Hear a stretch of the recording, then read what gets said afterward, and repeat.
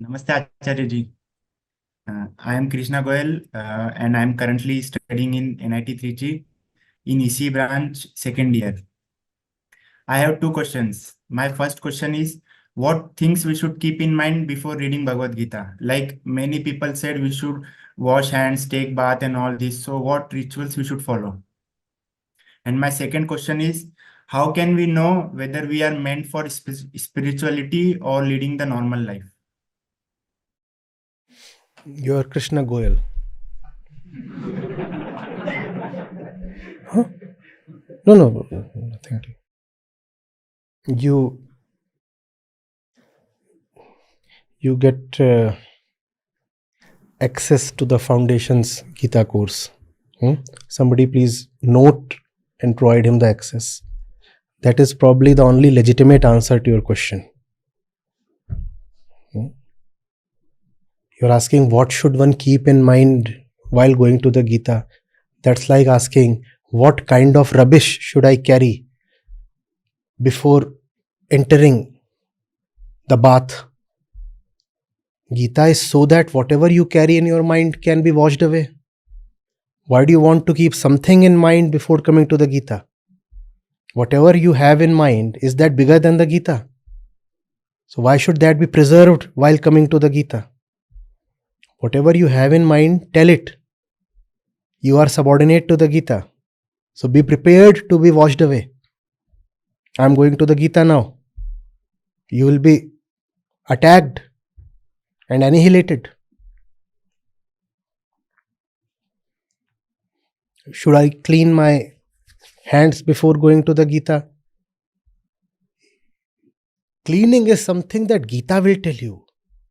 The very definition of cleaning will come from the Gita. How do you know what cleaning means? If you are thinking of cleaning your hands, it means you are the body. The Gita will tell you what the act of cleaning really means. Or are you superior to the Gita that you will do the cleaning first and then go to the Gita? And if you are already clean, why are you going to the Gita? The Gita exists to clean you, but you say you are already clean. Today I am able to teach Gita to so many of you because when I was young, when I was not even a teenager, in so many days it happened, I would be sleeping with the Gita on my chest. Sometimes the pages would get distorted. I would get scolded. And even I would not like that the page has become twisted or dog-eared. But that happened. I would be in love. I'm eating, having my meals. And the Gita is here. I'm not advising that. I'm just truthfully telling you what happened. And the copy of the Gita that I had, some of the pages would be marked with turmeric or some other spices. You see, I was a kid. So some dal is there on the fingers and it was left behind on the pages of the book. Not that this is something advisable. Not that this is what you're supposed to do. But it used to happen. I was in love and I didn't know any rituals or rules. And that was not just with the Gita. To me, Gita is not a book, it is a genre. Any book that teaches me is the Gita. You're talking of the Bhagavad Gita here. Even in the Hindu way, there are dozens of Gitas.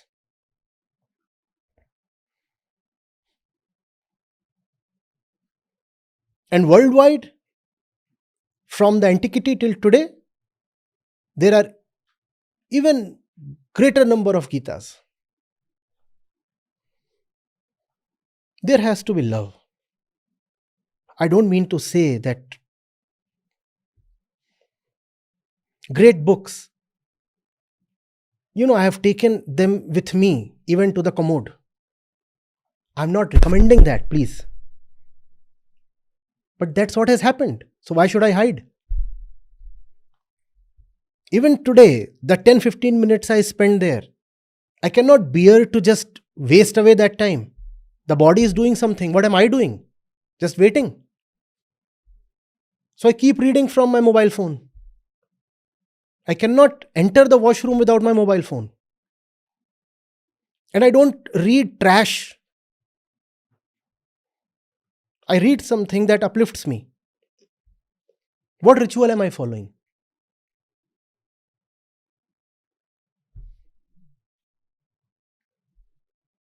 I loved wisdom too much to let any rituals come in the way.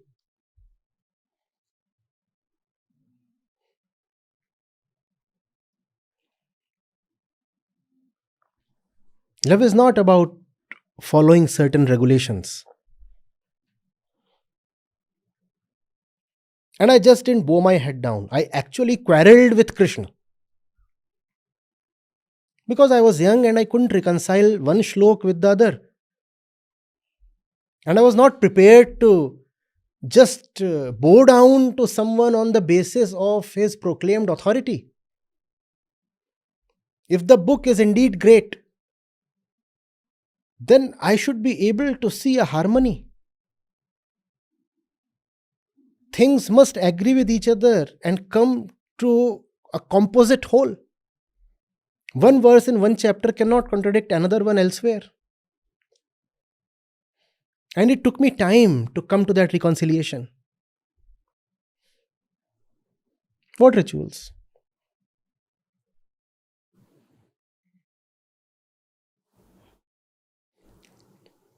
Even today, it does happen that when I am with a particular verse of some religious scripture, and if I cannot see that it agrees with the whole of the scripture, I honestly tell that to my people.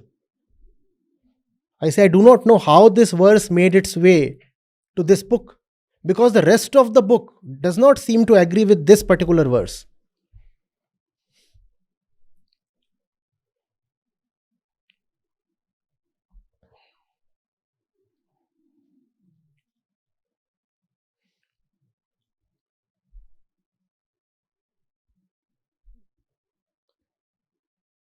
Go to the Gita. It is the Gita that will tell you how to approach the Gita.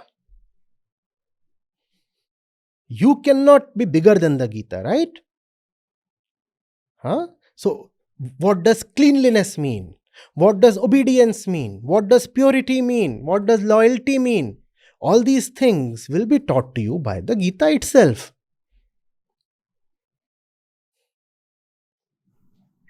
You say, I must be pure before I touch the Gita. But without touching the Gita, how do you know what purity means? How do you know? So go to the Gita as you are. Like a little naked kid goes to the mother. The mother will decide whether to dress up the kid. The kid cannot say, unless and until I dress up, and that too formally. Necktie and cufflinks and everything, I will not go to the mother. He does not know even how to put on a chaddi. How will he wear formal clothes? Go to the Gita as you are, in your animalistic nakedness. Just go. Go as you are. Let the Gita be your mother. She will teach you how to eat, how to wash your hands, how to dress up, how to go through the business of life. But we want to be special. We say, I will decide these things on my own, and then I will go to the Gita. What are you going to the Gita for then, if you have already decided the important things on your own?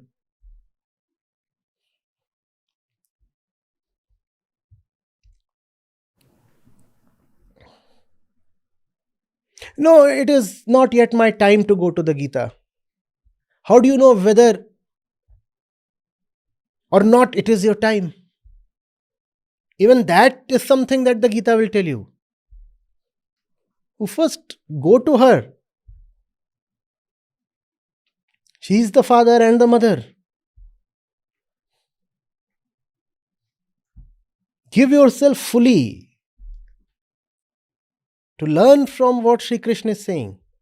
And then if you find that that is not of much value to it, then you go your own way. That's fine. Nobody is supposed to follow anything. If those words do not really appeal to you, go your own way. Fine.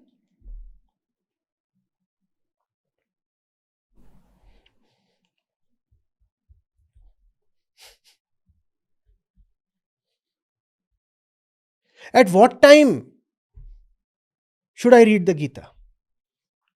Are there certain inauspicious times when one should not touch the Gita? The only inauspicious time is when you are not touching the Gita.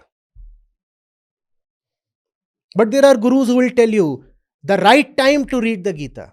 When you read the Gita, that is the right time.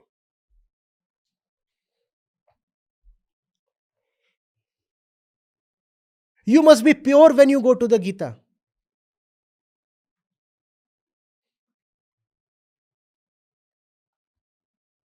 When you go to the Gita, then you are pure.